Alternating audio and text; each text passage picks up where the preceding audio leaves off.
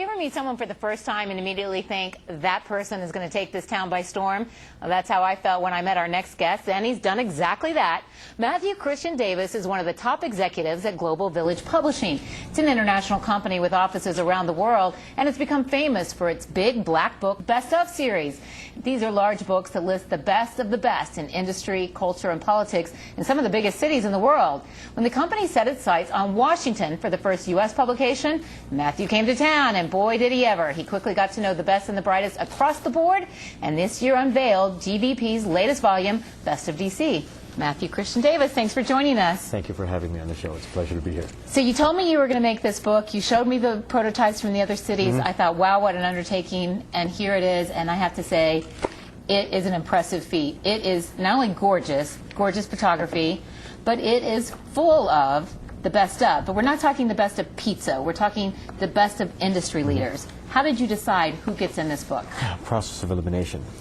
I know one thing you did. You talked to everyone in town. That's right. We had to basically weed out the worst in order to discover the best. And that was basically a lessons learned project in discovering truly what represents the best interest of the community and how we are truly bringing out the best of us in terms of finding those who are making a positive contribution to society, to the community impact, charities, nonprofits, for-profit organizations, institutions of higher education, K through 12 education. I love it. It's got fashion, it's got photography, it's got food, and it's got industry leaders.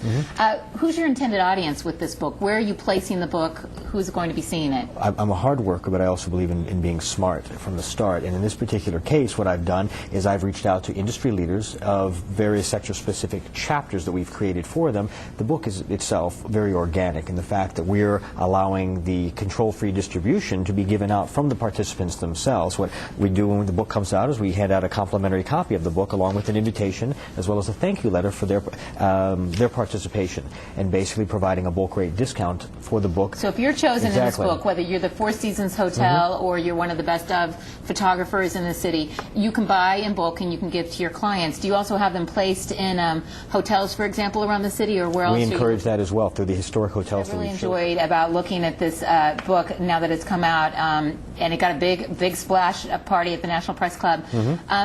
You've got a lot of people who are making a name for themselves in Washington that insiders know about but aren't yet household names.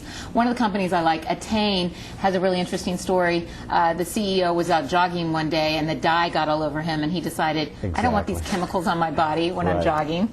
So you picked him. Then you picked some of the people who are really making a name for themselves in charity. For example, Becky Lee, who's become really a force in this town for her cancer charity. How do you go about finding out, for example, in a charity, who's worth profiling?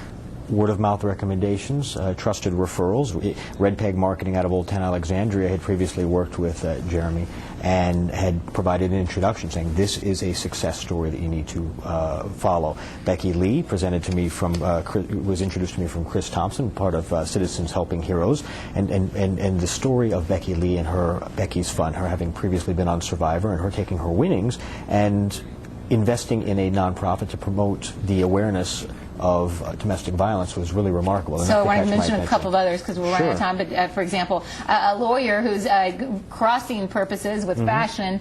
You've got Marissa Terrell White, who's made a name for herself by bringing more fashion news to the city, as well as being a legal advocate. And then someone who is quite the well-known name within DC circles, Tina Alster, who's kind of the dermatologist to the stars. So it's a whole potpourri of different people in Washington. A bouquet of success stories, you could say, yes. And the book itself, The Success Story. Matthew Christian Davis, well done. Thank you very much. Thanks for coming in.